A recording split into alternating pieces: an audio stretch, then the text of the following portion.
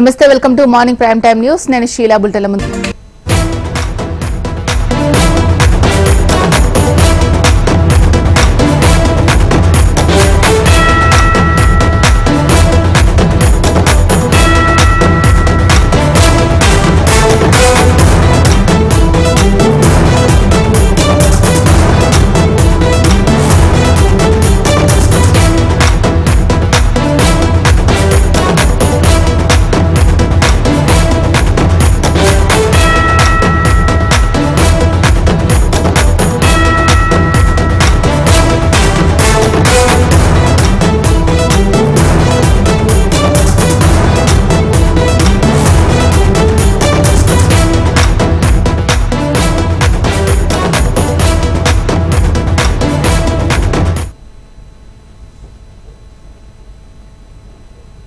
పల్నాడు జిల్లాలో ప్రజాగళం సభకు సర్వం సిద్దమైంది. బొప్పూడి సభతో టీడీపీ, జనసేన, బీజేపీ ఎన్నికల శంఖారావం పూరిస్తున్నాయి. ప్రధాని మోడీ హాజరవుతున్న సభను మూడు పార్టీలు ప్రతిష్టాత్మకంగా నిర్వహిస్తున్నాయి.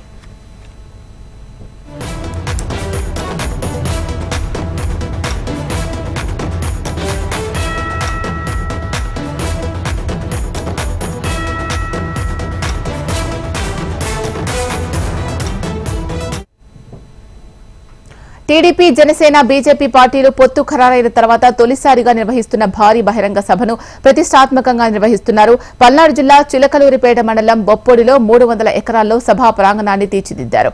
ప్రజాగళం సభకు ప్రధాని నరేంద్ర మోడీ సాయంత్రం 4 గంటలకు హాజరవుతారు.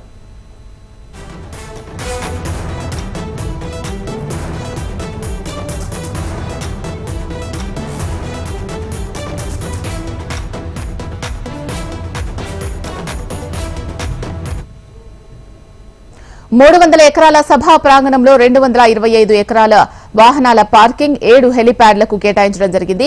75 ఎకరాల విస్తీర్ణంలో సభా వేదిక, వీఐపీ ప్రజలకు వేర్వేరుగా బారికేడ్లతో గ్యాలరీస్ ఏర్పాటు చేశారు. 8 అడుగుల ఎత్తులో ప్రధాన వేదిక నిర్మించడం జరిగింది. కూటమి సభ నిర్వహిస్తున్న బహిరంగ సభకు ప్రధానమంత్రి నరేంద్ర మోడీ హాజరవుతున్నారు. ఎస్పీజీ సభా ప్రాంగణాన్ని తమ ఆధీనంలోకి తీసుకుంది. పూర్తి స్థాయిలో తనిఖీలు నిర్వహించడంతో పాటు సీసీ కెమెరాలు ఏర్పాటు చేసి నిఘా వేశారు. ప్రధాని మోడీతో పాటు టీడీపీ అధినేత చంద్రబాబు, జనసేనాని పవన్ కళ్యాణ్ హాజరవుతున్నందున 7 హెలిప్యాడ్లు నిర్మించారు.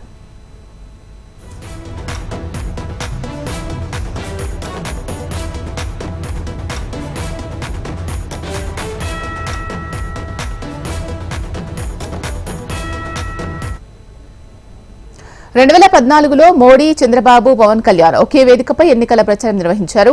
మళ్లీ 10 ఏళ్ల తర్వాత ఇప్పుడే ముగ్గురు ఒకే వేదికను పంచుకుంటున్నారు. ప్రజాగళం సభను విజయవంతం చేసేందుకు టీడీపీ, జనసేన, బీజేపీ నేతలు భారీ ఎత్తున జన సమీకరణ చేస్తున్నారు.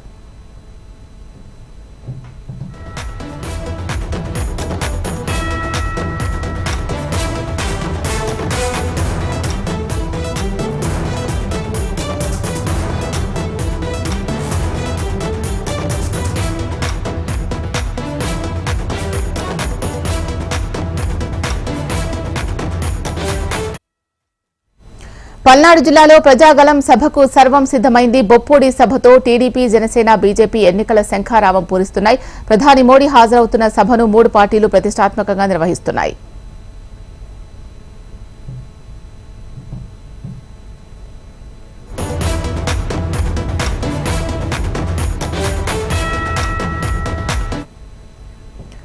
టీడీపీ, జనసేన, బీజేపీ పార్టీలు పొత్తు ఖరారైన తర్వాత తొలిసారిగా నిర్వహిస్తున్న భారీ బహిరంగ సభను ప్రతిష్టాత్మకంగా నిర్వహిస్తున్నారు. పల్నాడు జిల్లా చిలకలూరిపేట మండలం బొప్పూడిలో 300 ఎకరాల్లో సభా ప్రాంగణాన్ని తీర్చిదిద్దారు.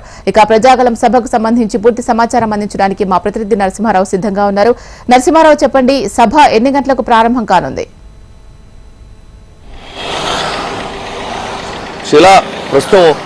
ఇక్కడే ఉన్నాం మన సభా ప్రాంగణం దగ్గర. ఇందులో భాగంగా మనం చెప్పుకుంటే కూడా పల్నాడు జిల్లా చిలకలూరిపేట నియోజకవర్గం బొప్పిడి వద్ద ఈరోజు భారీ బహిరంగ సభ జరుగుతుంది. టీడీపీ, బీజేపీ, జనసేన 3 పార్టీల ఆధ్వర్యంలో కూడా కూటమి ఆధ్వర్యంలో ప్రజాగళం అనే పేరుతో నామకరణం చేశారు ఈ బహిరంగ సభకు. ఈ సభకు ఎవరైతే ఉన్నారో ప్రధానమంత్రి నరేంద్ర మోడీ కానీ, చంద్రబాబు కానీ, అంతేకాకుండా జనసేన అధినేత పవన్ కళ్యాణ్ ముగ్గురు కూడా రానున్నారు. 3 పార్టీలు కూడా పొత్తు కుదుర్చుకున్న తర్వాత తొలి బహిరంగ సభ. అంతేకాకుండా ఈ సభ నుంచి కూడా ఈ ప్రభుత్వం యొక్క వ్యతిరేక విధానాలపై కానీ, అంతేకాకుండా ఈ 3 పార్టీలు కలిసి అధికారంలోకి వస్తే ఏం చేయబోతున్నాం అనే ఒక దిశానిర్దేశ ఈ సభ నుంచి ఇవ్వనున్నట్టు కూడా మనం చెప్పుకోవచ్చు. మరోవైపు ప్రధానంగా మనం చూసుకుంటే కూడా ప్రధానమంత్రి నరేంద్ర మోడీ గన్నవరం ఎయిర్పోర్ట్కి 4:30కి రానున్నారు. అక్కడ నుంచి ఆయన ప్రత్యేక హెలికాప్టర్ ద్వారా బొప్పిడి చేరుకుంటారు సభా వేదిక దగ్గరికి. 5:20కి సాయంత్రం 5:20కి ఇక్కడికి సభా ప్రాంగణం దగ్గరికి ఆయన చేరుకుంటారు. ఆ తర్వాత ఆయన ఇక్కడ సభను ఉద్దేశించి మాట్లాడతారు. తిరిగి 6:50కి ఇక్కడ నుంచి బై రోడ్డు, అంటే సాయంత్రం పూట హెలికాప్టర్కి పర్మిషన్ ఉన్నది కాబట్టి బొప్పూడి నుంచి గన్నవరకు ఆయన బై రోడ్డు వెళ్తారు. అక్కడ నుంచి ఆయన ప్రత్యేక విమానంలో హైదరాబాద్ చేరుకుంటారు తిరిగి ప్రయాణంలో.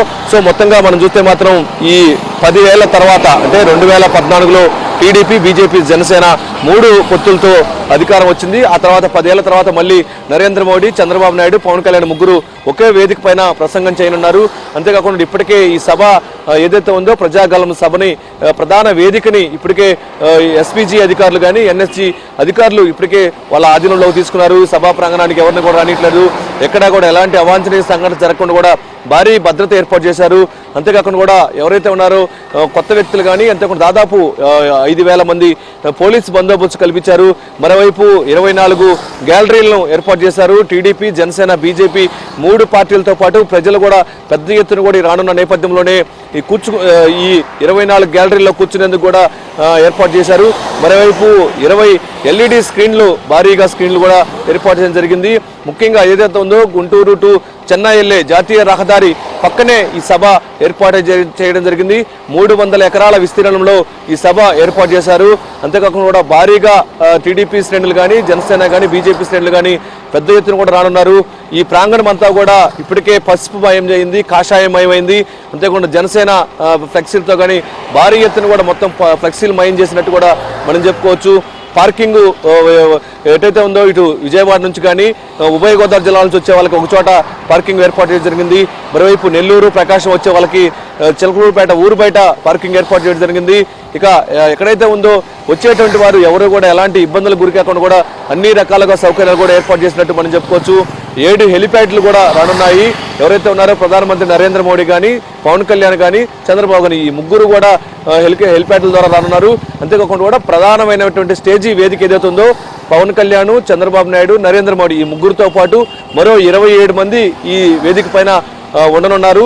సో మొత్తంగా మనం చూస్తే మాత్రం చిలకలూరుపేటలోనే ప్రజాగలం బహిరంగ సభ పెద్ద ఎత్తున కూడా ఏర్పాట్లు చేశారు. అంతేకాకుండా కూడా ఇప్పటికే ఈ ఎన్ఎస్జీ అధికారులు కానీ, ఇటు పల్నాడు జిల్లా పోలీసులు కానీ దాదాపు 5,000 మంది పోలీసు బలగాలతో కూడా ఏర్పాటు చేసినట్టు మనం చెప్పుకోవచ్చు. సో మొత్తంగా మనం చూస్తే మాత్రం ప్రజాగలం సభ సాయంత్రం 5 గంటలకి ప్రారంభం కానుంది. ఇప్పటికే అన్ని జిల్లాల నుంచి కూడా, రాష్ట్ర నలుమూలల నుంచి కూడా అన్ని ఈ బీజేపీ, టీడీపీ, జనసేన పార్టీలో శ్రేణులు తరలిరానున్నట్టు కూడా మనం చెప్పుకోవచ్చు. సో ఇది మనం చూసుకుంటే చిలకలూరుపేట దగ్గర ఉన్నటువంటి బొప్పుడి దగ్గర ప్రజాగలం సంబంధించినటువంటి update. Sheela. Thank you Narasimha Rao.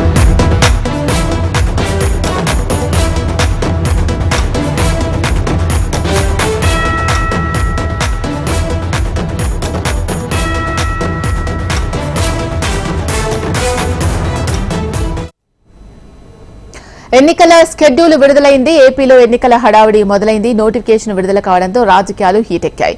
ఎన్నికలు ఎప్పుడు వచ్చినా తాము సిద్ధంగా ఉన్నామంటున్న జగన్ 13న సిద్ధంగా ఉండాలని పిలుపునిచ్చారు.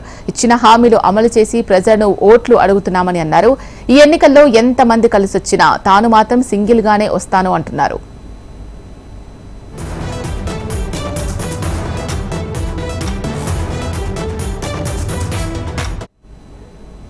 ఎన్నికల షెడ్యూల్ విడుదలకు కొన్ని గంటల ముందే పూర్తి స్థాయి అభ్యర్థులను ప్రకటించిన జగన్ బీసీ, ఎస్సీ, ఎస్టీ, మైనార్టీలకే ఎక్కువ ప్రాధాన్యత ఇచ్చినట్లు వివరించారు.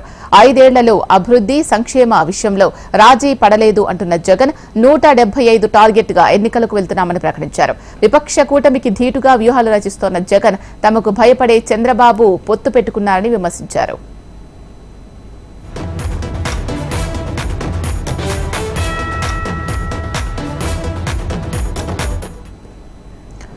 ప్రజలకు వైసీపీ పాలనలో మంచి జరిగింది. వైసీపీకి ఓట్లు వేసేందుకు ప్రజలు సిద్ధంగా ఉన్నారు అనే ఆశాభావం వ్యక్తం చేశారు. చంద్రబాబు, మోడీ, పవన్ గతంలో ముగ్గురు ఉమ్మడిగా ఇచ్చిన మేనిఫెస్టో సంగతి ఏంటని వైసీపీ ప్రశ్నించింది. చంద్రబాబు 40 ఏళ్ల రాజకీయంలో చేసిందేమీ లేదన్న జగన్ తాను సీఎంగా ఉన్న ఈ 5 సంవత్సరాలలో ఇచ్చిన ప్రతి ఒక్క హామీ అమలు చేశామన్నారు. ఈసారి కూడా అన్ని వర్గాలను ఆకట్టుకునేలా మేనిఫెస్టోను సిద్ధం చేస్తున్నట్లు తెలుస్తోంది. ఇక దీనికి సంబంధించి మరింత సమాచారం అందించడానికి మా ప్రతినిధి వినయ్ లైవ్ లో సిద్ధంగా ఉన్నారు. వినయ్, చెప్పండి. షీలా 2024 ఎన్నికలకు సిద్ధమంటూ వైసీపీ రెడీ అయింది. నిన్న షెడ్యూల్ వచ్చిన నేపథ్యంలో వైఎస్ఆర్ కాంగ్రెస్ పార్టీ పూర్తి స్థాయిలో వ్యూహాలు కూడా పదును పెట్టింది. ఒకవైపు అటు 175 అసెంబ్లీతో పాటు 24 పార్లమెంట్ స్థానాలను కూడా నిన్న ముఖ్యమంత్రి జగన్మోహన్ రెడ్డి సమక్షంలో అటు ధర్మాన ప్రసాద్ ఇటు ఎంపీ నందిగామ సురేష్ ప్రకటించారు. ఒక అనకాపల్లి మాత్రమే పెండింగ్ పెట్టారు. మిగిలిన అన్ని స్థానాలకు సంబంధించి అభ్యర్థులను కూడా ప్రకటించారు. అయితే గత కొద్ది నెలల నుంచి కూడా ఎన్నికలు అంటే ఏ ఫేజ్ లో వస్తాయి, షెడ్యూల్ ఎప్పుడు వస్తుందో తెలియని నేపథ్యంలో పూర్తి స్థాయి ప్రిపరేషన్ అయితే వైఎస్ఆర్ కాంగ్రెస్ పార్టీ పూర్తి చేసిందని చెప్పి పార్టీ నాయకులు చెప్తా ఉన్నారు. ఇప్పుడు 4th ఫేజ్ లో వచ్చిన నేపథ్యంలో దానికి తగ్గట్ట ప్రణాళికలు కూడా వైసీపీ రచించుకుంటా ఉంది. ముఖ్యంగా ఒక కౌంట్ డౌన్ మొదలైన నేపథ్యంలో అధికార ప్రతిపక్ష పార్టీలు రెండు పార్టీలు వ్యూహ ప్రతివ్యూహాలు రచిస్తా ఉన్నాయి. ముఖ్యంగా ఇప్పుడు అధికార వైఎస్ఆర్ కాంగ్రెస్ పార్టీ సింగిల్ గా వస్తే ఆ పక్క Bharatiya Janata party, Telugu Desam party, Janasena party 3 పార్టీలు కలిసి పొత్తులో వస్తున్న నేపథ్యంలో వాళ్ళని ఏ విధంగా ఢీకొట్టాలి, వాళ్ళని ఏ విధంగా మట్టి కనిపించాలని దానిపైన ముఖ్యమంత్రి జగన్మోహన్ రెడ్డి వ్యూహాలు రచిస్తా ఉన్నారు. ముఖ్యంగా ప్రతి విషయాన్ని కూడా చాలా క్షుణ్ణంగా అతనే పరిశీలించుకుంటూ ముందుకెళ్తున్న ముఖ్యమంత్రి జగన్మోహన్ రెడ్డి అభ్యర్థుల విషయంలో కూడా అంతే స్థాయిలో జాగ్రత్తలు తీసుకుంటా ఉన్నారు. అందరికన్నా ముందుగా దాదాపు 12 లిస్టుల్లో ముఖ్యమంత్రి జగన్మోహన్ రెడ్డి అభ్యర్థులను ప్రకటించారు. నిన్న పూర్తి స్థాయి అభ్యర్థులను కూడా సీఎం జగన్మోహన్ రెడ్డి ప్రకటించారు.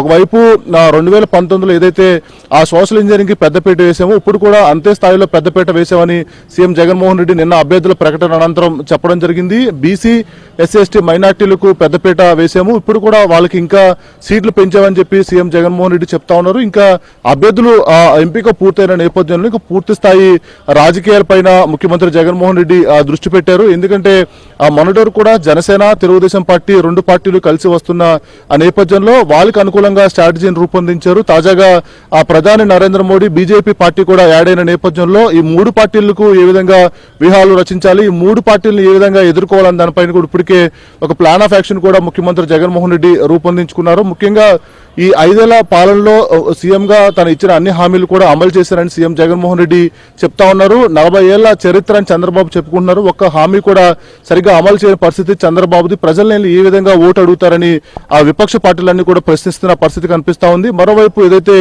గతంలో తెలుగుదేశం పార్టీ, జనసేన పార్టీ, భారతీయ జనతా పార్టీ 3 పార్టీలు కలిసి ఆ పొత్తులు పెట్టుకుని అనేక హామీలు ఇచ్చాయి. ఈ హామీల సంగతి ఏంటి, అప్పుడు ఇచ్చిన మేనిఫెస్టో సంగతి ఏంటని కూడా ముఖ్యమంత్రి జగన్మోహన్ రెడ్డి ప్రశ్నిస్తా ఉన్నారు. ముఖ్యంగా ఎన్నికలకు కౌంట్ డౌన్ మొదలైంది. ఎన్నికలకు సమయం లేని నేపథ్యంలో ఆంధ్రప్రదేశ్ రాష్ట్ర రాజకీయాలన్నీ కూడా పూర్తి స్థాయిలో హీట్ ఎక్కినాయి. ఒకవైపు వైఎస్ఆర్ కాంగ్రెస్ పార్టీ ఉంటే అటుపక్క మొత్తం 3 పార్టీలు కలిసి వస్తా ఉన్నాయి. దానికి అనుగుణంగానే వైసీపీ కూడా ప్లాన్ ఆఫ్ యాక్షన్ కూడా రూపొందించుకుంది.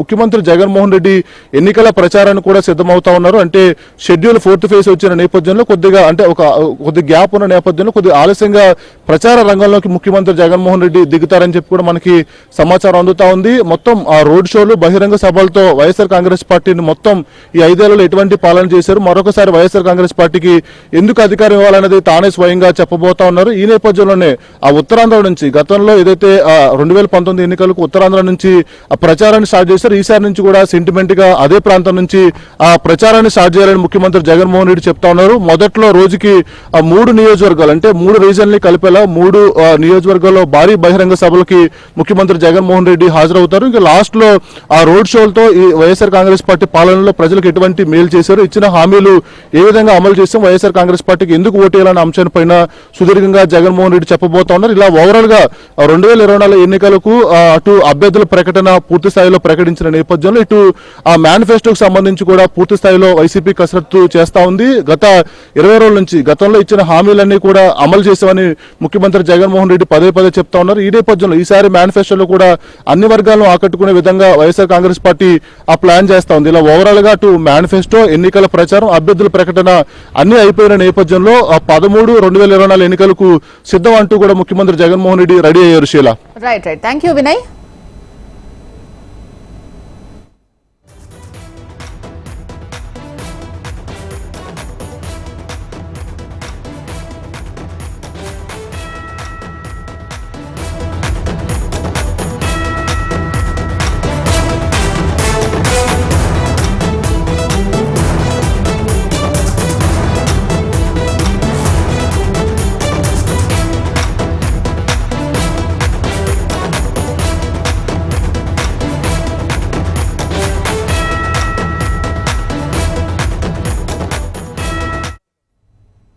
ఢిల్లీ లిక్కర్ స్కామ్ లో అరెస్ట్ అయిన బీఆర్ఎస్ ఎమ్మెల్సీ కవితను ఇవాళ ఈడీ విచారించనుంది. 7 రోజుల పాటు కస్టడీలోకి తీసుకున్న ఈడీ తొలి రోజు లిక్కర్ పాలసీపై వివరాలు సేకరించనుంది. ఈడీ కస్టడీలో ఉన్న కవితను కుటుంబ సభ్యులు, పార్టీ నేతలు, న్యాయవాదులు కలిసేందుకు అనుమతించారు. బీఆర్ఎస్ ఎమ్మెల్యేలు కేటీఆర్, హరీష్ రావు, ప్రశాంత్ రెడ్డి ఢిల్లీ బయలుదేరి వెళ్లారు. శంషాబాద్ ఎయిర్పోర్ట్ లో మీడియా ప్రతినిధులు మాట్లాడేందుకు ప్రయత్నించినా మాట్లాడకుండా బీఆర్ఎస్ నేతలు వెళ్లిపోవడం జరిగింది. మధ్యాహ్నం లంచ్ సమయంలో కవితను కలవబోతున్నారు.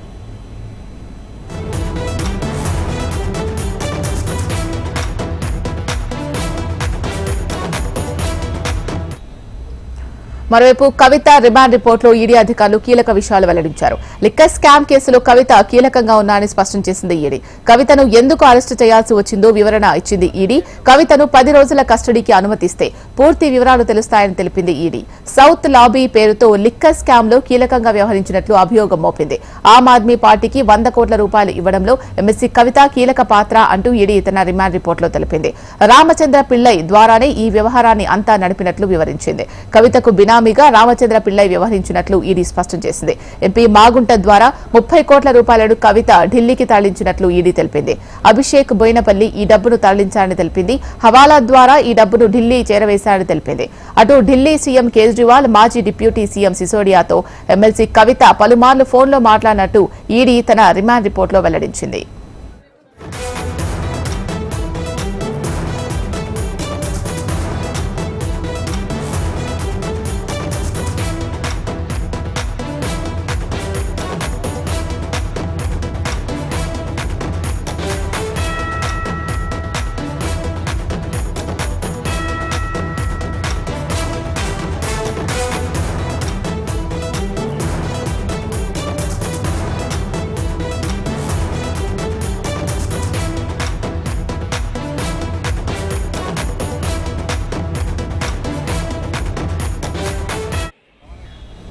ఢిల్లీ లిక్కర్ స్కామ్ లో అరెస్ట్ అయిన బీఆర్ఎస్ ఎమ్మెల్సీ కవితను ఇవాళ ఈడీ విచారించనుంది.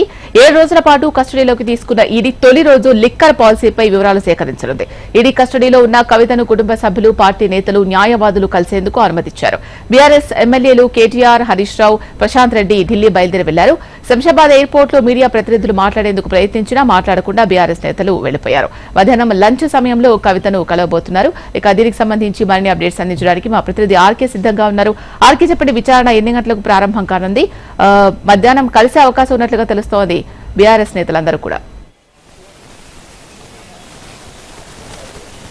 బట్ షీల ఏదైతే కస్టడీకి తీసుకున్న తర్వాత, అంటే ఈడీ కస్టడీకి వచ్చిన తర్వాత మొదటి రోజు ఈరోజు కవితకు సంబంధించిన విచారణ అయితే ప్రారంభం కాబోతుంది. ఉదయం 11 గంటల సమయంలో విచారణ ప్రారంభమయ్యే అవకాశం ఉన్నట్టు ఈడీ అధికారులు అయితే చెప్తున్నారు. మరోవైపు కవితకు సంబంధించి ఈ వారం రోజుల్లో కూడా లిక్కర్ స్కామ్కి సంబంధించిన పూర్తి వ్యవహారాలు ఆధారాలతో సహా నిరూపించి వీటి అన్నింటినీ కూడా సంబంధించిన వివరాలన్నింటినీ కూడా రికార్డ్ చేసేందుకు ఈడీ అధికారులు అయితే సిద్ధమవుతున్నారు. మరోవైపు ప్రస్తుతం మనం ఈడీ కార్యాలయం వద్ద అయితే ఉన్నాం. ఈడీ కార్యాలయం వద్ద బందోబస్తును కూడా ఏర్పాటు చేస్తున్నారు.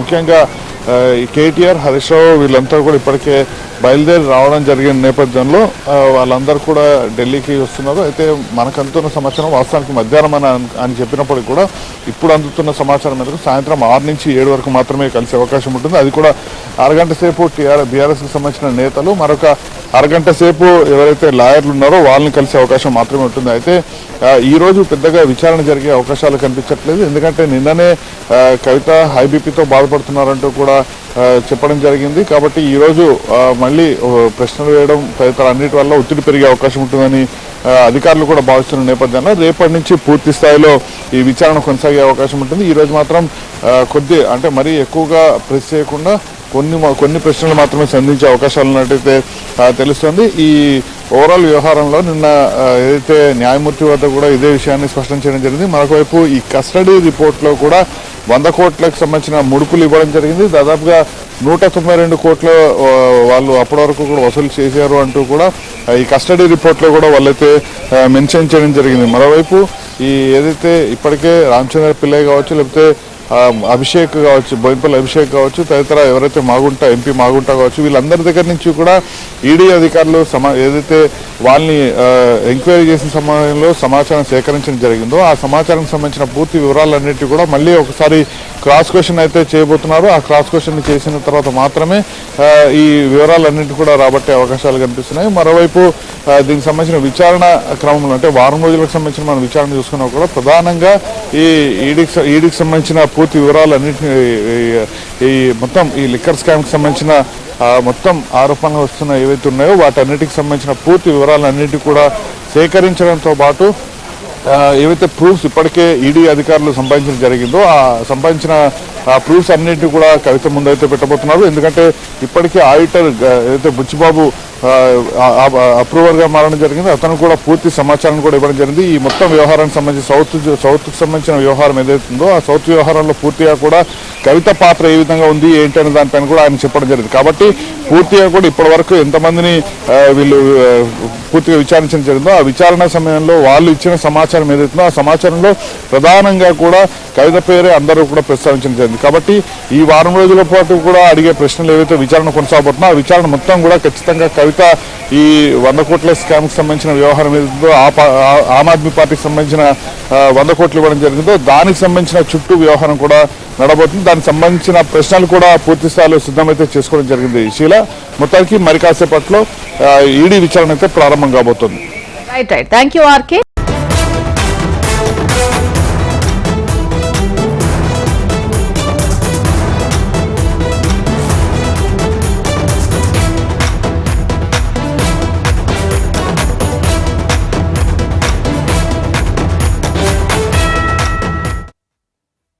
ఛత్తీస్గఢ్ బీజాపూర్ జిల్లాలో మావోయిస్టులకు పోలీసులకు మధ్య భారీ ఎన్కౌంటర్ జరిగింది. ఈ ఎన్కౌంటర్ లో Indravati area committee commander Mallesh, Mad division committee company commander Arun alias Rupesh మృతి చెందారు. హెగ్మటా అటవీ ప్రాంతంలో 20 నుంచి 25 మంది మావోయిస్టులు సమావేశమైనట్లు భద్రతా బలగాలకు సమాచారం అందింది. దీంతో సర్చ్ ఆపరేషన్ చేపట్టిన భద్రతా బలగాలు, డీఆర్జీ పోలీసులు కూంబింగ్ నిర్వహించారు. ఈ కూంబింగ్ లో మావోయిస్టులు ఎదురుపడడంతో ఎన్కౌంటర్ జరిగింది. కాగా ఎన్కౌంటర్ లో 2 ఆఫీసర్లు చనిపోగా మరికొందరు గాయపడ్డట్టు పోలీసులు ప్రకటనలో తెలిపారు. जिला बीजापुर में चलाए जा रहे नक्सल विरोधी अभियान के तहत कल दिनांक 15/3/2024 को थाना बेदरे के हिंग बेटा के जंगलों में इंद्रावती एरिया कमेटी के प्लाटून नंबर 16 के कमांडर मल्लेश, माल डिवीजन के कंपनी नंबर 1 के कमांडर अरुण की उपस्थिति की सूचना प्राप्त हुई।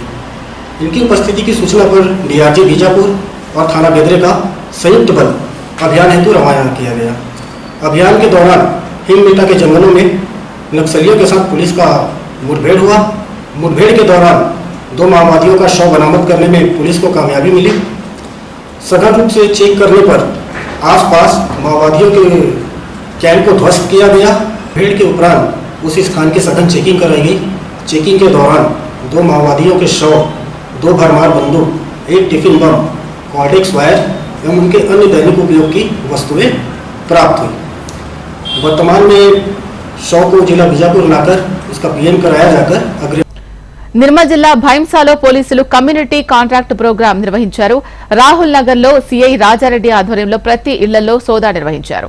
అనుమతి పత్రాలు లేని 86 ద్విచక్ర వాహనాలు, 3 కార్లు, 2 ఇసుక ట్రాక్టర్లను పోలీసులు స్వాధీనం చేసుకున్నారు. వాహనదారులు ప్రతి ఒక్కరూ తమ వాహనానికి సంబంధించిన ధృవీకరణ పత్రాలు కలిగి ఉండాలని సూచించారు.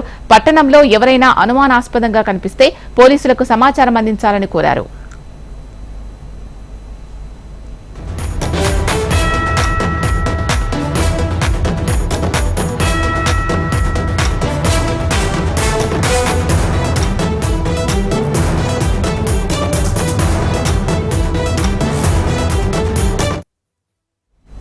వడగండ్ల వాన రైతుల పట్ల కడగండ్లుగా మారాయి. కామారెడ్డి జిల్లా రామారెడ్డి మండలంలోని రెడ్డిపేట్ గ్రామంలో ఈదురుగాలులతో కూడిన వడగళ్ల వాన కురిసింది. సుమారు గంట పాటు వడగళ్ల వాన కురియడంతో గ్రామస్తులు ఇంట్ల నుంచి బయటకు రాకుండా ఇళ్లలోనే ఉండిపోయారు. అంతేకాకుండా గ్రామంలో సాగు చేసిన పలు పంటలకు వడగళ్ల వానతో తీవ్ర నష్టం వాటిల్లింది. దీంతో రైతన్నలు ఆందోళన వ్యక్తం చేస్తున్నారు. వడగళ్ల వానతో నష్టపోయిన రైతులను ఆదుకోవాలని రైతులు కోరుతున్నారు.